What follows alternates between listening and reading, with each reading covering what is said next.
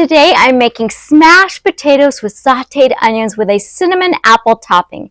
It's oil-free, plant-based, vegan, easy, and the potatoes are crispy. Let me show you how I make this entree that can be served as a full meal for lunch or dinner. We're using 12 russet potatoes that have been scrubbed, washed, and cubed. I'm going to add some salt. Boil this for about 15 minutes until it is fork tender and cooked through. Drain potatoes and let them sit until room temperature. I made the mistake of putting the potatoes on the parchment paper lined cookie sheet before mashing them. So press the potatoes with a potato masher when cooled down and then scoop the mashed potatoes onto cookie sheets, making sure there is spacing between the potatoes to allow the edges to crisp. Season the potatoes with salt, garlic powder, a little bit of smoked paprika, and a decent amount of oregano. And if you like black pepper, go ahead and add that too. While the potatoes are baking in the oven at 375 degrees for 35 to 45 minutes, I'm going to saute 1/2 diced yellow onion in 1/4 cup cooking sherry until soft and translucent.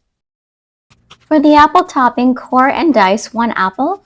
Put it in a food processor with a pinch of cinnamon until slightly chunky.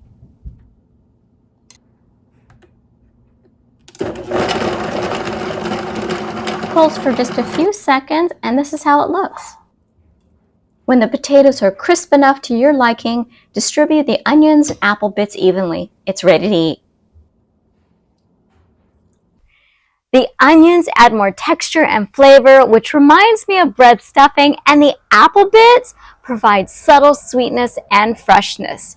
I especially love the crunchy and crispy baked potato edges. Let me know if you plan to make this.